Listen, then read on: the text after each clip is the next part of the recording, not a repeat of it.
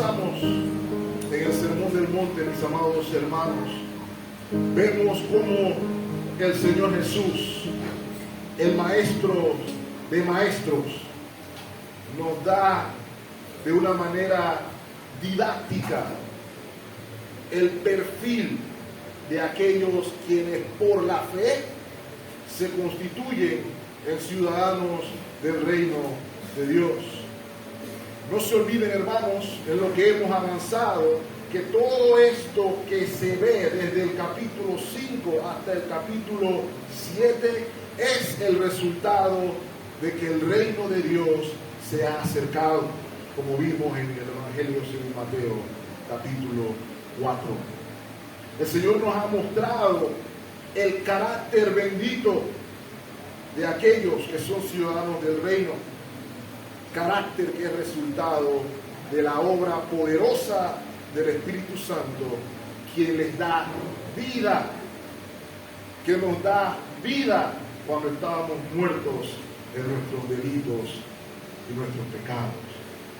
En virtud de ese avivamiento, hermanos, el discípulo, el creyente, el cristiano, tiene la santa vocación de ser sal y luz del mundo para la gloria de Dios. Lo vimos, ¿verdad, hermanos? Versículo 16 del capítulo 5, así alumbre vuestra luz delante de los hombres para que vean vuestras buenas obras y glorifiquen a nuestro Padre que está en los cielos. Y es, hermanos, igualmente por el poder del Espíritu Santo que somos capacitados para dicha vocación. Y es precisamente también el Santo Espíritu de Dios quien nos recuerda las palabras del Señor Jesús y también quien nos consuela en medio de la dificultad al vivir como ciudadanos del reino. Quiero resaltar, hermanos, mientras avanzamos, que los ciudadanos del reino no son distinguidos por cómo se ven, no son distinguidos por cómo se visten, no son distinguidos por si son altos o bajos, blancos o negros. Los ciudadanos del reino son distinguidos por cómo viven, por cómo se comportan, por cómo muestran la gracia de Dios y cómo viven por la gracia de Dios conforme a la justicia del reino. Y es precisamente esta porción de la justicia en la práctica, la justicia aplicada, en la que nos encontramos precisamente, mis amados hermanos, en esta porción. Vimos la semana pasada cómo la justicia del reino se ve aplicada en las relaciones con los demás. Específicamente lo vimos en el caso de nuestros hermanos y hermanas en Cristo. Gracias, hermano. El discípulo vive diferente. El discípulo se relaciona con los demás de una manera diferente a la del mundo. Y es por eso que titulamos el mensaje de esta mañana La justicia del discípulo, segunda parte. Voy a pedirle que mantenga su dedo en nuestro texto y me acompañe a 1 Corintios capítulo 2, versículo 16. 1 Corintios 2, 16. El apóstol nos da una declaración aquí que es importante. Dice el apóstol Pablo a los corintios: porque ¿quién conoció la mente del Señor? ¿Quién le instruirá? Pero note la última frase, hermanos: mas nosotros tenemos la mente de Cristo. No es una potencialidad, no es una casualidad, es una declaración. Los discípulos tienen la mente de Cristo. Y eso significa, mis amados hermanos, que tienen un pensamiento una cosmovisión, una manera de ver el mundo que no va en armonía con el mundo, valga la redundancia, sino que va en armonía con la mente de Dios. El famoso teólogo Kevin Van Hooser dijo en una ocasión, en uno de sus libros, que el punto de la teología cristiana no es solamente agregar a nuestras reservas de conocimiento teológico, sino cultivar discípulos que puedan mostrar la mente de Cristo en toda situación. Estamos en la iglesia no solamente para que se nos infle el cerebro y que la gente pueda decir, oh, ese pelado sabe. Estamos aquí porque ese conocimiento de la palabra de Dios debe ser reflejado en todas las áreas de nuestra vida. De modo, hermanos, que con esto en mente planteamos nuestra tesis. El discípulo no solamente no debe juzgar de manera hipócrita, como vimos la semana pasada, él también tiene el deber de ser juicioso, digámoslo así. Y hermanos, cuando digo que el creyente o el discípulo debe ser juicioso, me refiero a que debe ser, por la gracia de Dios, capaz de mostrar buen juicio, prudencia y madurez en todos sus actos y decisiones. Y vamos a utilizar nuestro texto, versículo corto, pero vamos a usar nuestro texto para verlo. De modo que esto es lo que quiero que observen, hermanos.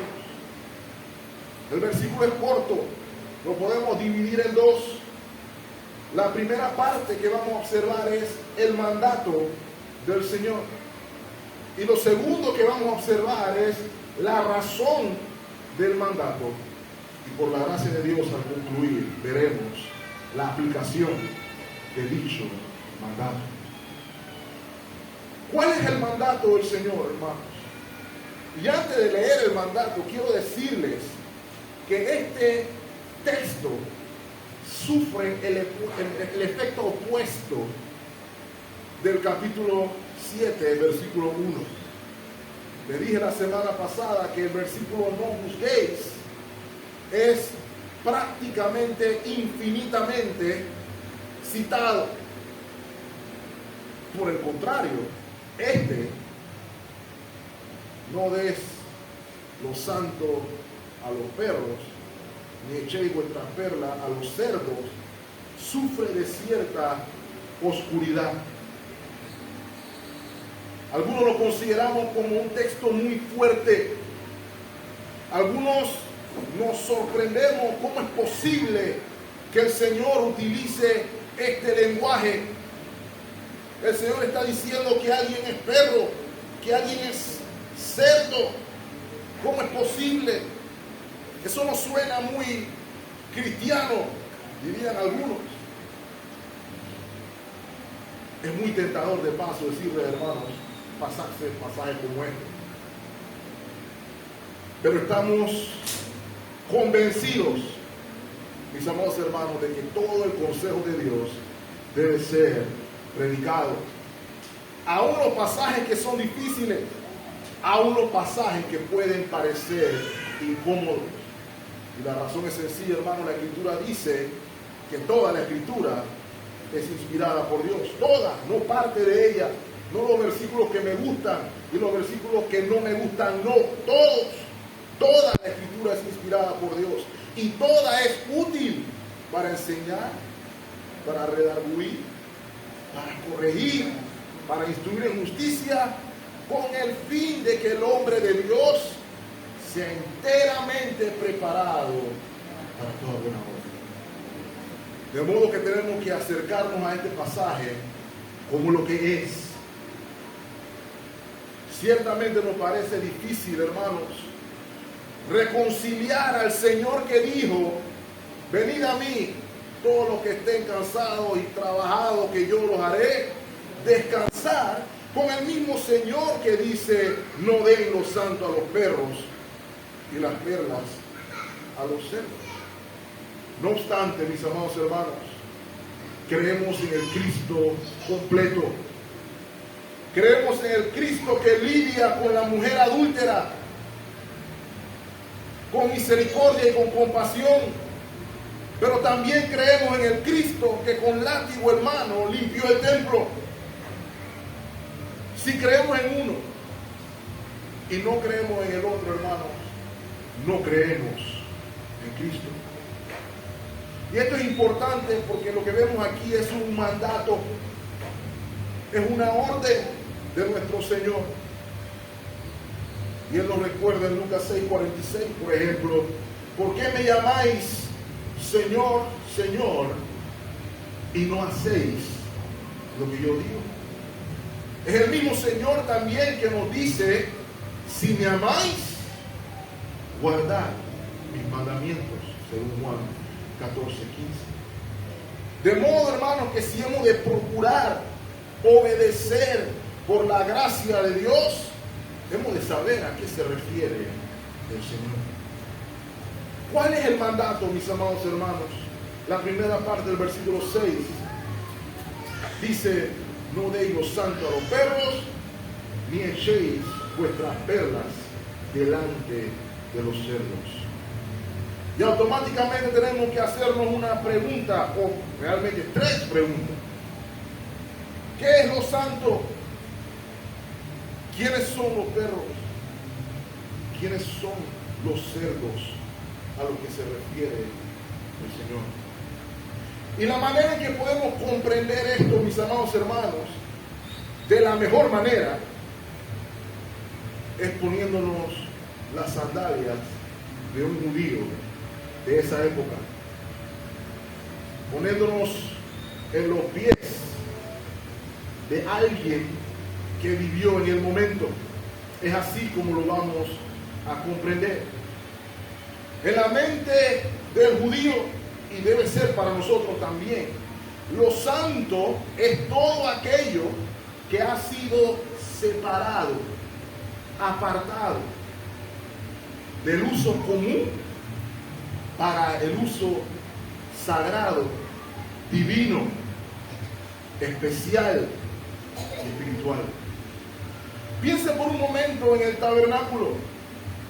Todos los utensilios en el tabernáculo, en el lugar santo, en el lugar santísimo, inclusive los atrios, mejor dicho, en el atrio. Todos y cada uno eran elementos santificados. Inclusive quienes ministraban, los hombres que ministraban en el tabernáculo, estaban consagrados para esa vocación exclusiva.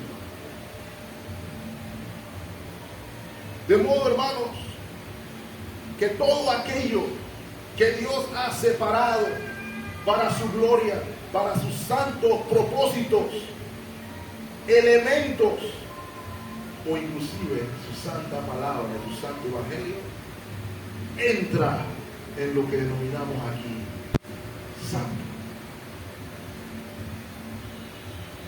¿Qué son o quiénes son los perros? Bueno, mis amados hermanos, como les dije, tenemos que ponernos las sandalias de los judíos del primer siglo. Porque si no, automáticamente vemos perros y pensamos en nuestras mascotas en la casa. Probablemente la hermana Sumilka piense en Trixie. Pero no es de estos perros lo que estamos hablando, hermano. En el primer siglo los perros no eran así de tiernos. Eran todo lo contrario. Eran más salvajes. Andaban en manada, así como los lobos. Eran considerados también animales inmundos para los hebreos. Y no solamente eran inmundos, sino que eran agresivos, carroñeros, inclusive capaces de atacar humanos. Y si no había control de pulgas, también traían enfermedades.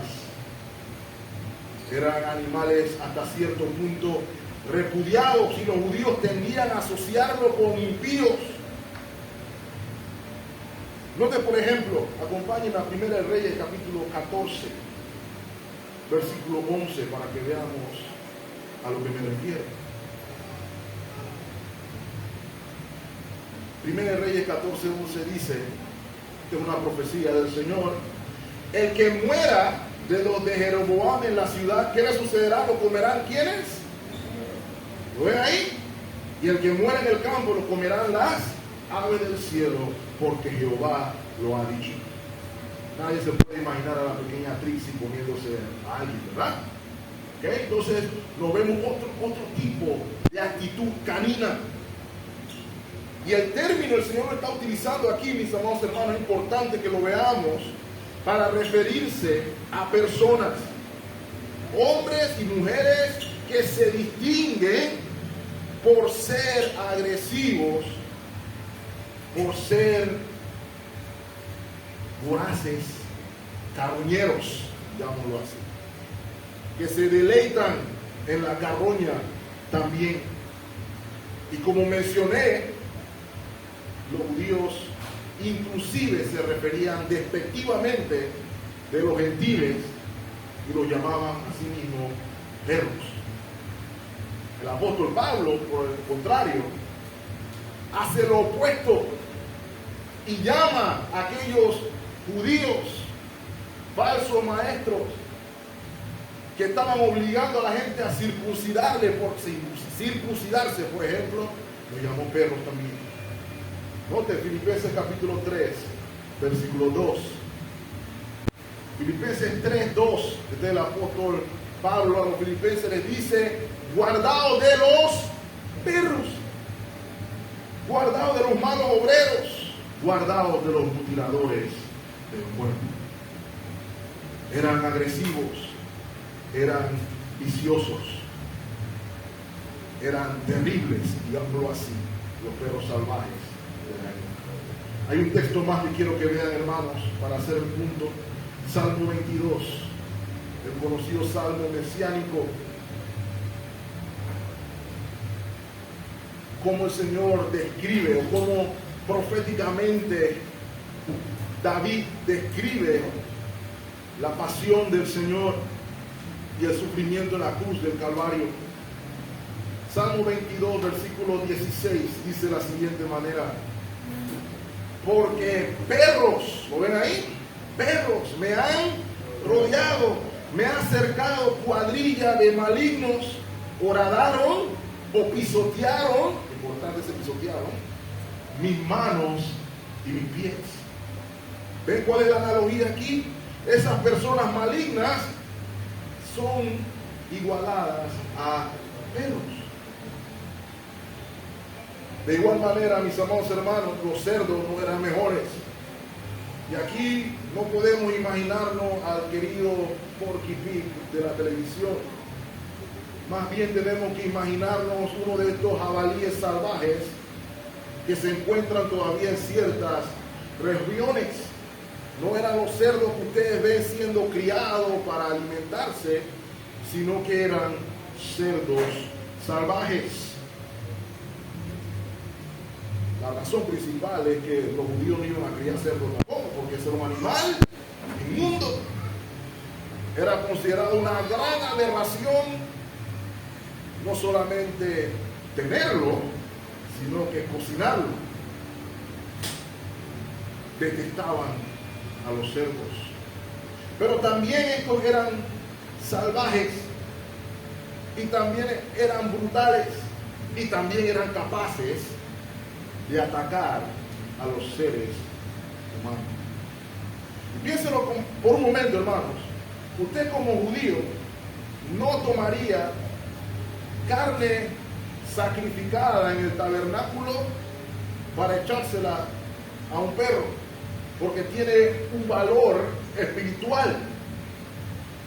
Y aun cuando se la echara, el perro la va a ver y va a decir: oh, esta es carne santa, así que voy a comerla con reverencia. No, él se comerá esa carne así como se come cualquier carne, o inclusive su propio vómito, como dice el apóstol Pablo. De modo, mis amados hermanos, yo tampoco le arrojaría su collar de perlas a un cerdo. Puede que usted se la tire, pero el cerdo va a pensar que eso es comida, que eso no es valioso. Probablemente comience a mascarla y cuando se dé cuenta que no es lo que él pensaba que era, se pondrá bravo, lo va a pisar y probablemente la coja con usted. Esa es la imagen que el Señor nos está dando aquí. ¿Qué es entonces lo que el Señor nos está diciendo? El Señor nos está mandando, mis amados hermanos, a no dar aquello que es santo, aquello que es valioso, a aquellos que se comportan como perros y cerdos, espiritualmente hablando. El Señor aquí nos está prohibiendo la entrega descuidada de las cosas santas, en este caso primordialmente la verdad de la Sagrada Escritura, el Evangelio del Señor, a personas que no lo aprecian o valoran. Y uno se tiene que quedar pensando, pero Señor, ¿qué pasa con eso de que tenemos que ir y hacer discípulos? Señor, ¿qué pasa con aquel pasaje que dice que debemos hacer o presentar defensa contra quienes tienen causa o preguntan el motivo de nuestra esperanza? Es una pregunta válida, es una pregunta legítima. Pero lo que el Señor nos está diciendo aquí es, ojo con entregar lo valioso a quienes se oponen vehementemente a pesar de el intento de darles para mí. Ese es el sentido general. Esto no cambia del principio del no juzgar. Va en la misma línea de pensamiento, mis amados hermanos. Por un lado, el Señor nos está diciendo, no juzgues. No vayas por ahí con una actitud soberbia y crítica sobre tu hermano. Eso es lo que nos está diciendo por un lado. Pero por el otro lado nos dice, no pienses tampoco ahora que todo el mundo tiene que ser reprendido o corregido por ti. ¿Sabes por qué? Porque algunos son como perros. Ahora, hermanos, mientras avanzamos aquí, es importante que entendamos que esto que el Señor nos manda a hacer no se hace en virtud de nuestras apariencias o de lo que vemos o percibimos o lo que suponemos. Es en virtud de conductas comprobadas. Permítame mostrarle ejemplos bíblicos de cómo tanto el Señor como los discípulos actuaron. Acompáñenme a Lucas, capítulo 10. En ese pasaje, si lo recuerdan, el Señor está comisionando a los 70 y les dice, vayan de 2 en 2. Tenían que ir a anunciar el Evangelio del Reino.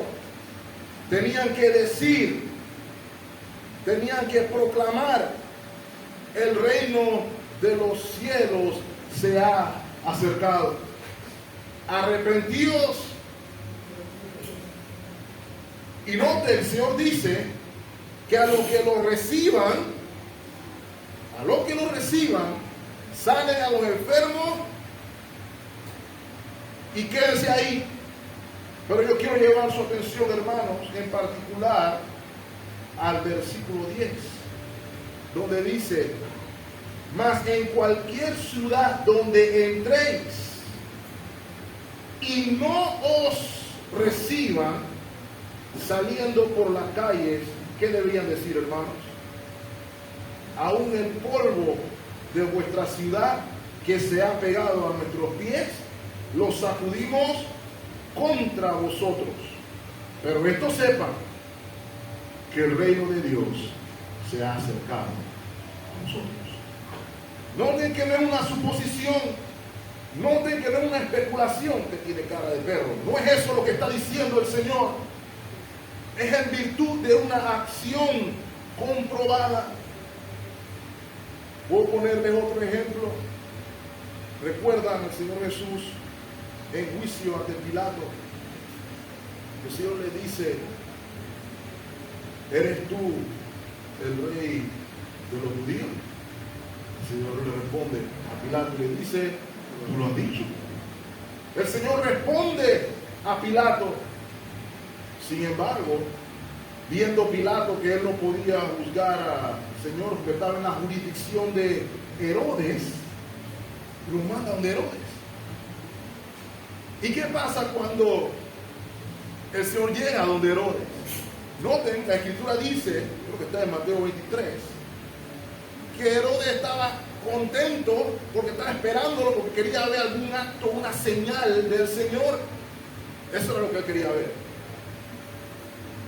Y cuando llega, el Señor no dice ni pío, no dice ni esta boca es mía, no abre la boca para nada. Y dice aquí que los judíos lo arreciaban para despreciarlo. Pero el Señor no abrió boca, no dijo nada. Solamente para que veamos el contraste, quiero mostrarles un ejemplo más. Aquí la diferencia era la actitud entre Pilato y la actitud de Herodes. Hay un ejemplo más, hermanos. Hechos de los Apóstoles, capítulo 13.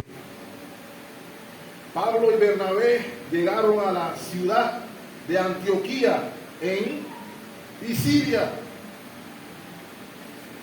y se le dio acceso a la sinagoga y comenzaron a predicar en la sinagoga y a hablar de la gloria del Evangelio y el Mesías prometido que había venido como Cristo Jesús. Pero noten lo que dice el versículo 45. Pero viendo los judíos, ¿qué cosa, hermanos? La muchedumbre, se llenaron de celos. ¿Y qué hacían?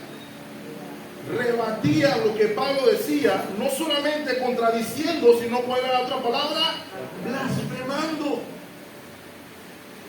Note entonces lo que dice el siguiente versículo.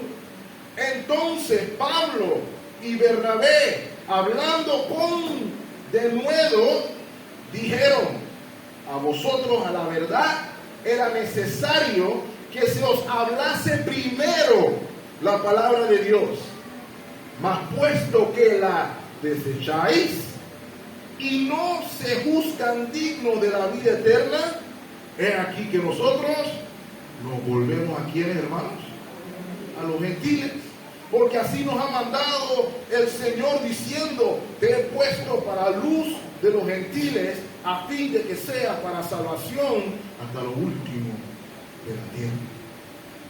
¿No ven ahí, hermanos?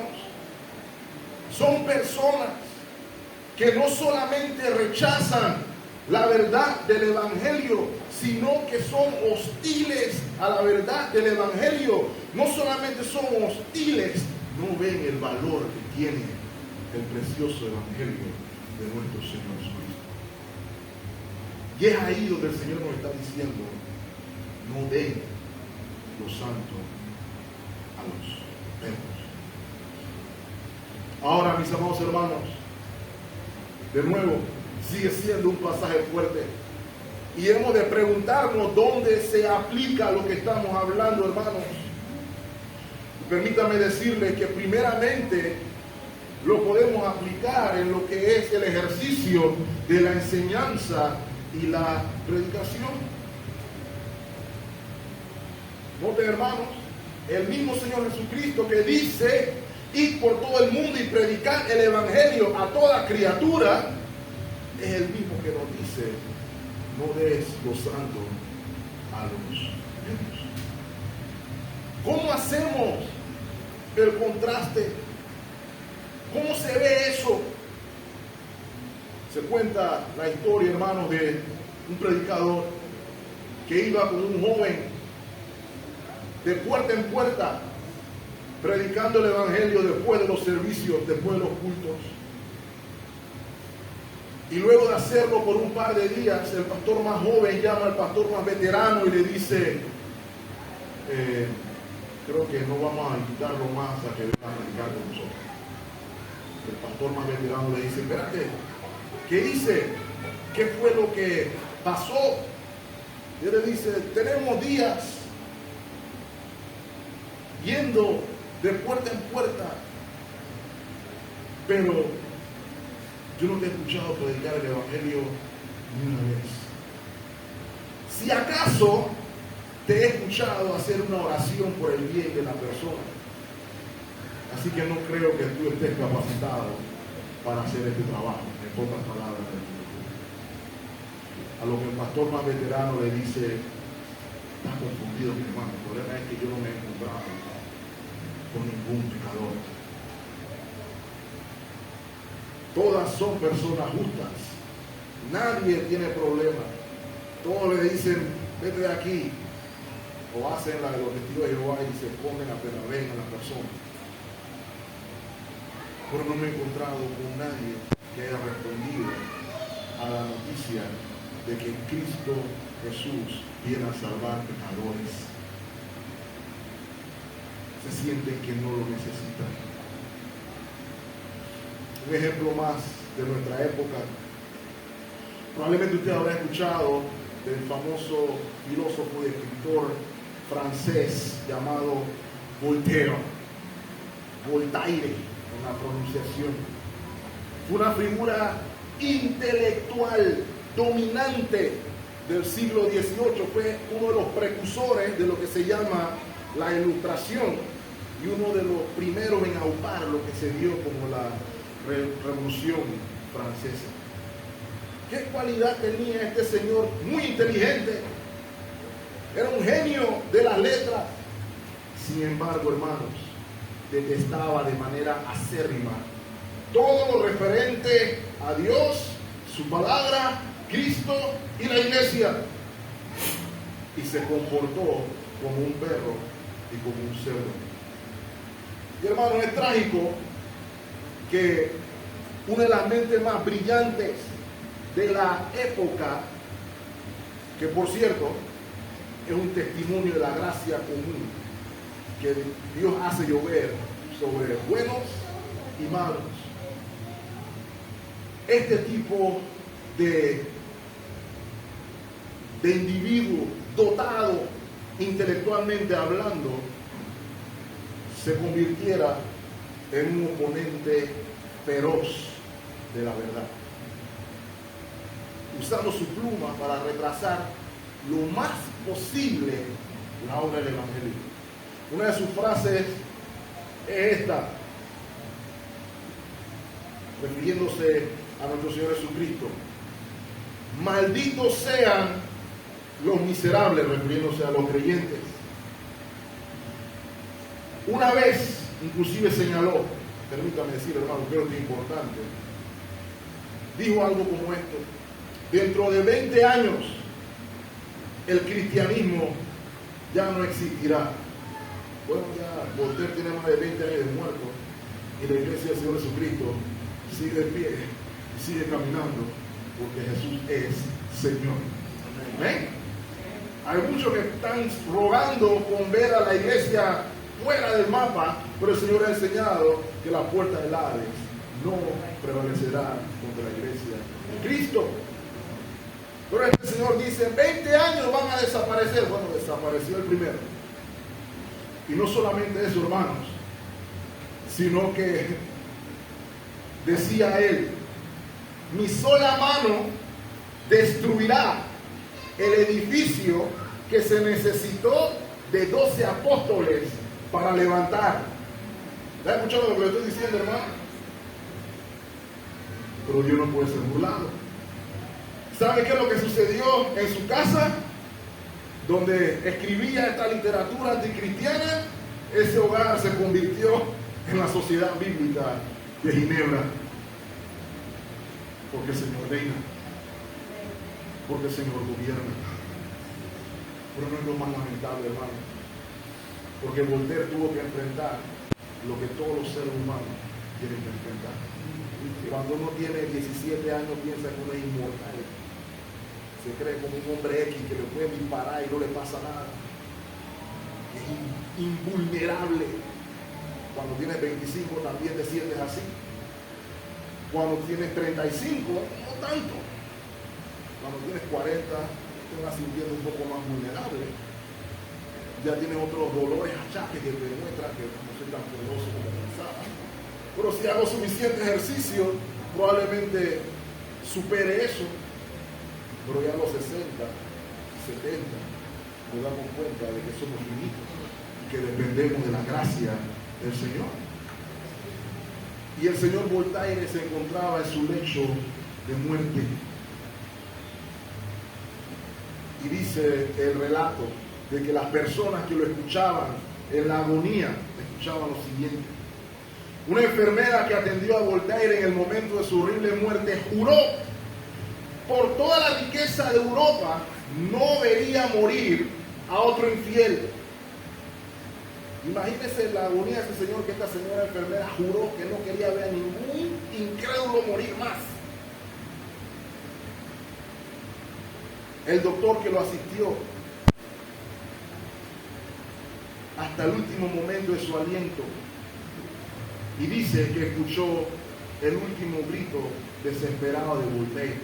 Y escuchen lo que dijo, hermanos. Estoy abandonado por Dios y el hombre. Te daré la mitad de mis valores si me das 6 meses más de vida. Entonces iré al infierno y tú irás conmigo. Se le escuchó gritar a lo último: oh Cristo, oh Jesucristo. Amén. Aún en señal de desprecio. Este es el ejemplo, hermanos, de lo que el Señor está diciendo. No dar los santos a los perros. No dar lo valioso, la perla, a los cerdos. No se preocupe, hermano, que voy a explicar antes de cerrar la razón, pero sí quiero que entendamos el concepto. El creyente debe poder discernir. El creyente debe poder hacer juicio de valor sobre todas estas cosas. ¿Dónde más se aplica estas palabras del Señor, hermano? Creo que esto es importante también. En el aspecto de la corrección personal. Porque usted podrá pensar, bueno, esto solamente se aplica con los incrédulos.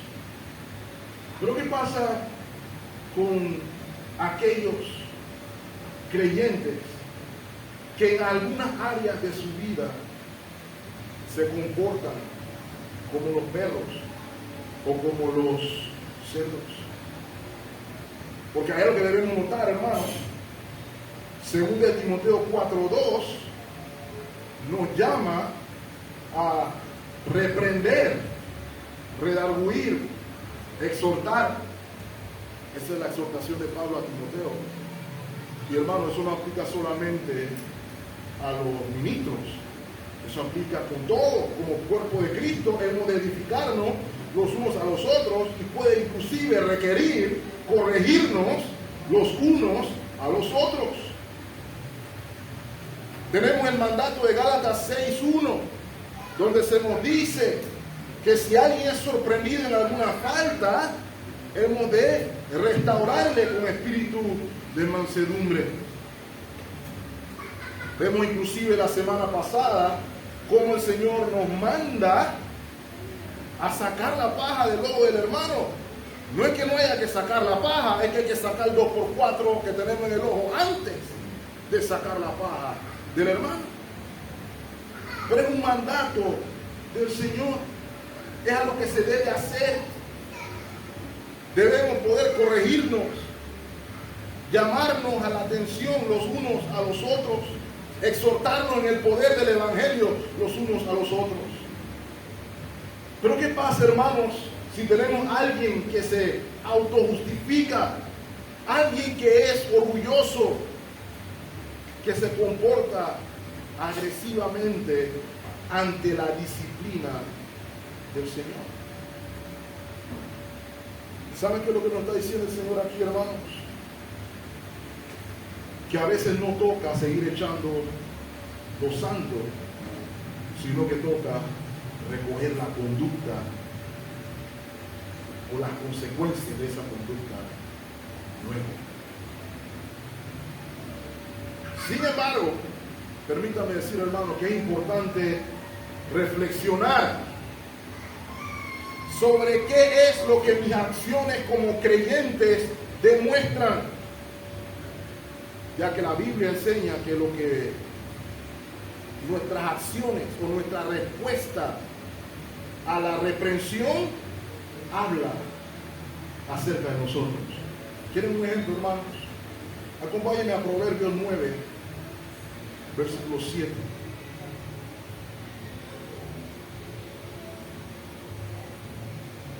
Noten cómo la Biblia, y especialmente los libros de sabiduría, hablan de contrastes fuertes, marcados: sabio, necio, justos, impíos. Noten lo que dice el verso 7. El que corrige al escarnecedor se acarrea, ¿qué cosa, hermanos? Afrenta. El que reprende al impío se atrae mancha. Lo que está diciendo el texto, mire cómo asocia la impiedad con el ser escarnecedor, y que la persona que corrige es un acto de bien. Corregir a alguien que está mal le trae problemas, y todos nos hemos dado cuenta de eso. Todos tenemos a alguien que hemos tratado de corregir y salimos escaldados. Pero mire lo que dice el versículo 8. No reprendas, ¿a quién, hermanos? Al escarnecedor, para que no te... ¿Lo ven ahí? Él aborrece la corrección, pero ven el contraste. Corrige al... ¿Y qué hará el sabio cuando lo corrige? Eso no es fácil asimilar, hermano, pero es la verdad. Nuestra conducta como hermanos en la fe ante la corrección habla de nuestro carácter, habla de nuestra madurez o falta de ella. Note, por ejemplo, Proverbios capítulo 12, versículo 1. El que ama la instrucción ama la sabiduría. ¿Lo ven ahí? Si yo amo la instrucción, amo la guianza, amo la enseñanza, amo la sabiduría. Mas el que aborrece la reprensión es ignorante. Y tenemos que hacernos la pregunta, hermanos, si somos sabios o somos ignorantes. Si nos estamos comportando entre nosotros como perros, como cerdos. No solamente se aplica de esta manera a los incrédulos, tienen otras aplicaciones. La tercera y última manera en que esto se ve, mis amados hermanos, o aplicamos este principio que el Señor nos está dando aquí, es con respecto a las cosas del Señor y el admitir entre la congregación de los santos a participar de los privilegios y beneficios de la iglesia, quienes no pueden discernir lo valioso.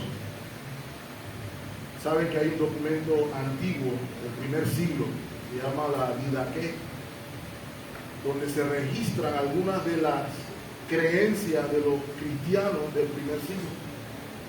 Y en el aspecto de la cena del Señor, el documento habla de no dar en este caso usa el término Eucaristía, a incrédulos.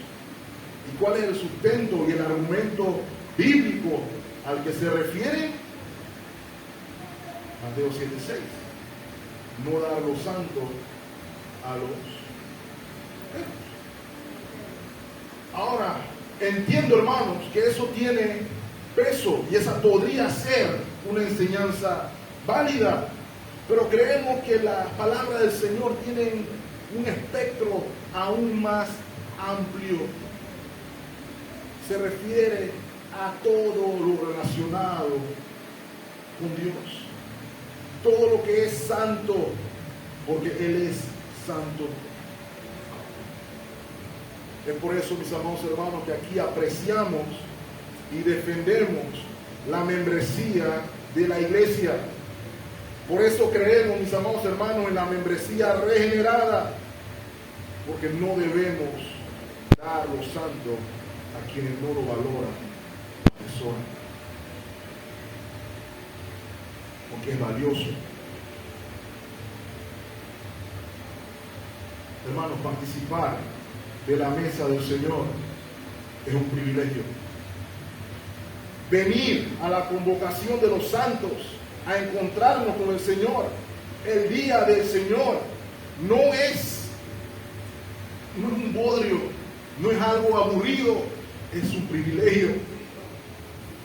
Servir al Señor en cualquier faceta en la que el Señor lo haya llamado es un privilegio. Atesorémoslo. Debe verse como algo valioso. Voy a dedicar entonces, hermanos, los últimos minutos a mostrar la razón del mandato. ¿Por qué hay que hacer la distinción? ¿Por qué hay que ser juiciosos? La primera, o lo primero que notamos es que hay algo que le va a suceder a los santos si no cumplen con el mandato. Y hay algo que le sucede a aquello que es santo si no se cumple con el mandato. Vamos a comenzar primero con aquello que sucede a lo que es santo. Noten la segunda parte del versículo 6. No sea que las pisoteen. Esto es referencia a la perla, ¿verdad? A los santos. Esos santos que no ha de darse a los perros. Esa perla que no hay que entregarle a los cerdos, no debe darse, porque si no, la pisotean. Es lo primero que podemos ver ahí, hermanos. La santa verdad del Evangelio, la santa gracia de Dios, son pisadas, rechazadas, con una actitud de desprecio de aquellos que no pueden valorar lo que el Señor ha hecho, que por ende tampoco lo reciben. Quiero decirles algo, hermano. Las personas que citan el famoso versículo no juzguéis, no lo hacen con el propósito de darle la gloria al Señor. No lo hacen con el propósito que el Señor está mencionando aquí. Todo lo contrario, están prostituyendo, pisoteando la palabra del Señor para hacer encajar un estilo de vida particular. Algunos inclusive citan versículos famosos como Dios es amor, pero lo hacen pervirtiendo lo que es el verdadero amor y principalmente despreciando a quien es amor. Son a veces aquellos que se oponen agresivamente al Evangelio los primeros en citarle a usted. Dios dice que Él es amor, tú lo estás comportando de manera amorosa.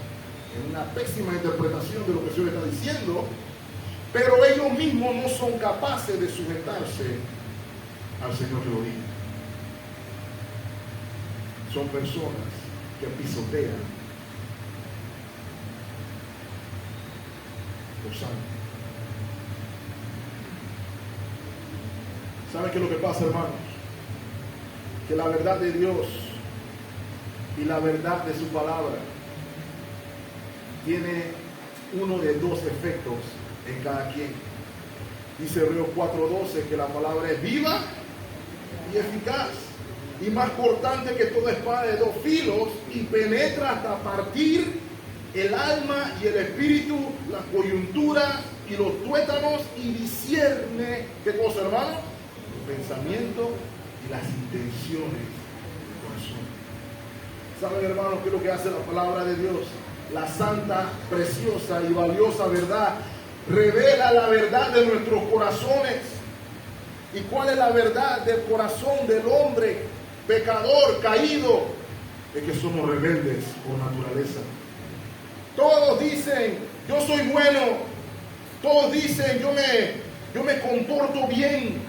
Yo hago caridad, yo hago esto, yo hago aquello, soy un buen esposo, soy un buen padre, etcétera, etcétera, etcétera. Pero ¿saben qué dice la Escritura, mis amados hermanos? Acompáñenme a Romanos 8:7. Y me voy acercando al final, hermanos.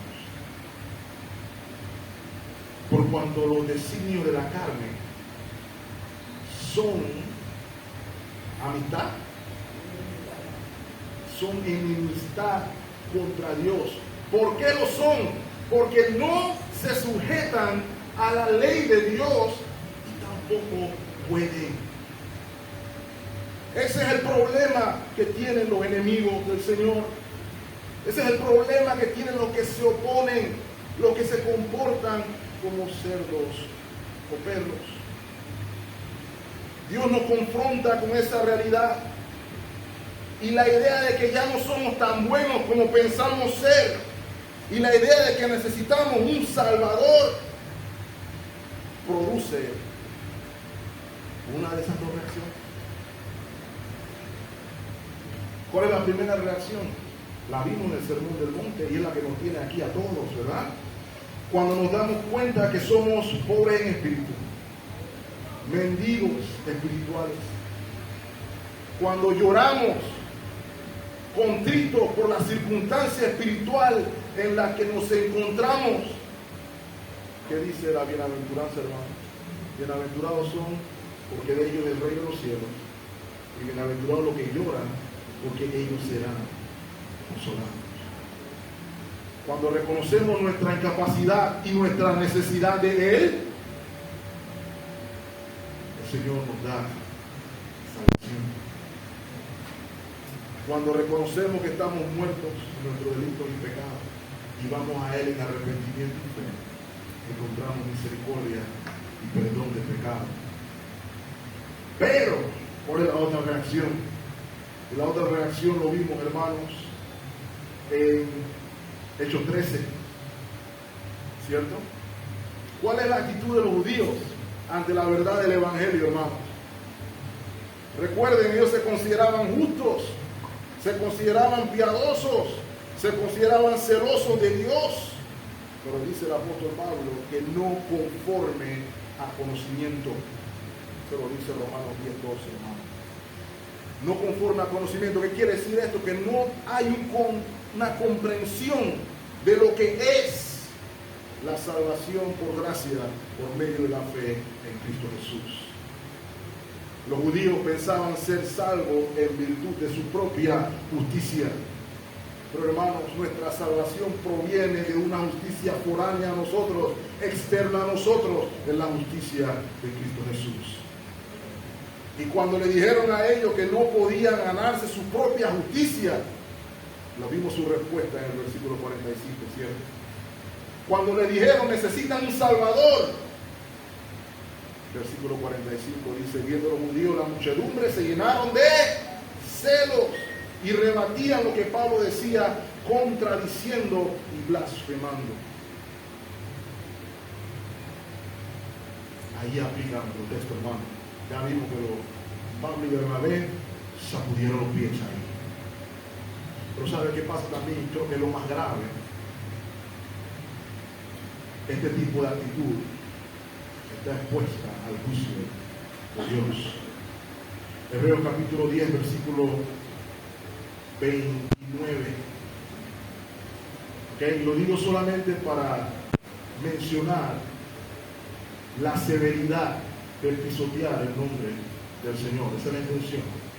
Sé que el pasaje está hablando de aquellos que vuelven atrás, pero noten la palabra del versículo 29.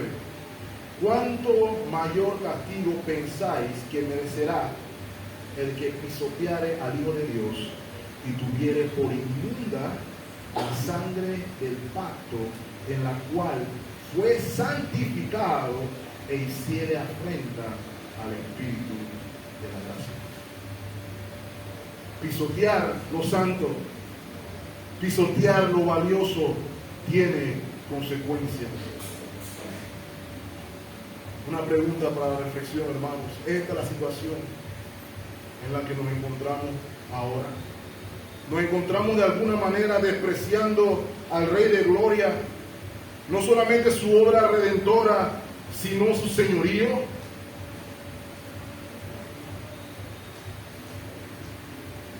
El pasaje concluye diciendo también lo que ha de suceder a aquellos que son mensajeros de estas nuevas.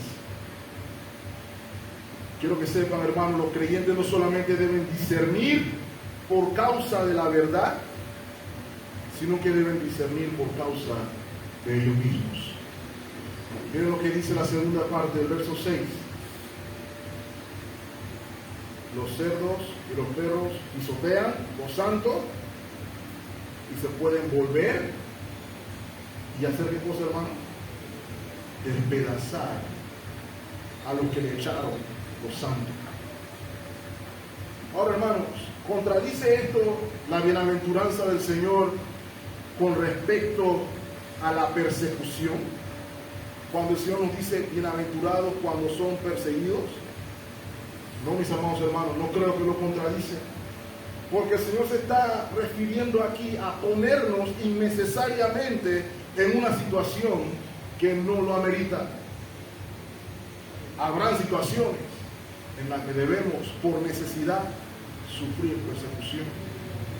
Acabamos de ver el ejemplo. Los apóstoles se sacudieron los pies y salieron de ahí.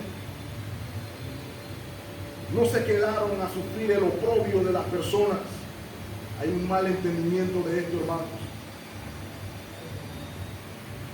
Un pastor lo pone de la siguiente manera: el principio es no dar razones innecesarias de persecución, ya que tendremos suficientes de las necesarias. Van a haber suficientes motivos para ser perseguidos, hermanos, verdaderamente inválido e innecesario sumar la persecución de aquellos que actúan como perros y como cerdos.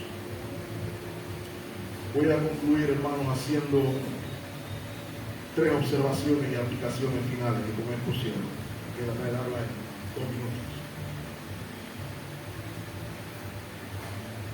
El Señor nos está diciendo aquí: no compartan la palabra de Dios. Y espero que nadie salga de aquí pensando: no voy a compartir la palabra de Dios con ningún perro que vea por ahí en la calle. ¿Ok?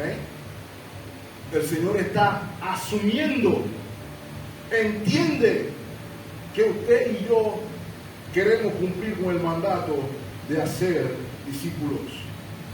Todos debemos querer compartir lo santo. Todos debemos querer compartir lo valioso del Evangelio con los inconversos y también con los creyentes. Porque, hermanos, cuando nos edificamos los unos a los otros, ¿con qué nos edificamos? Con el Evangelio. Cuando nos animamos los unos a los otros, ¿con qué nos animamos? Con el Evangelio. De modo que eso es algo que debe estar en nuestra boca. Pero yo puedo decir, si no lo hago, que no tengo ningún problema. Como yo no comparto mi perla con los perros, no tengo que compartir el Evangelio. Y hago la pregunta, hermanos, estamos compartiendo la verdad del Evangelio. Estamos hablándole a otros del poder redentor de Cristo. Esto independientemente de la reacción es otra cosa. Pero es nuestro deber compartir el Evangelio. Lo segundo, hermanos, es que esto debemos hacerlo en una actitud de oración. Debemos rogar al Señor por discernimiento. Es el Señor que lo da. Creo que el verso que sigue cae como anillo al dedo precisamente por eso. Dice el Señor: pedid y se os dará, buscad y hallaréis, llamad y se os abrirá. Porque este tipo de acción, mis amados hermanos, que el Señor nos manda a hacer, requiere discernimiento espiritual. Y requiere que oremos de la misma manera que oramos para juzgar la paja del lobo de nuestro hermano. Deberíamos orar: Señor, ayúdame a discernir al proclamar tu palabra, al compartir tu instrucción, y no permita que la vida de mi ojo se entrometa en mi juicio. ¿Saben por qué es importante hacer el discernimiento, hermano? Pedirle al Señor discernimiento. Porque podemos caer en los dos extremos. O nadie es perro, o todos son perros. Y los dos extremos son malos. Por eso debemos rogar al Señor. Hermano, lo digo de corazón. Uno de los problemas de nuestra iglesia hoy es que no hemos podido discernir quién es y quién no es.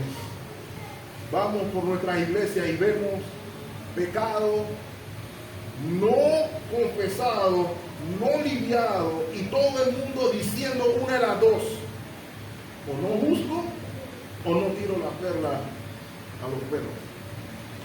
La realidad es, hermano, que el discípulo debe obrar en consecuencia a la enseñanza de su Señor, para que se dé el balance, para que la iglesia pueda crecer, para que los hermanos puedan sentirse que cuando alguien me viene a sacar la paja en mi ojo, viene sin el tubo en el de él.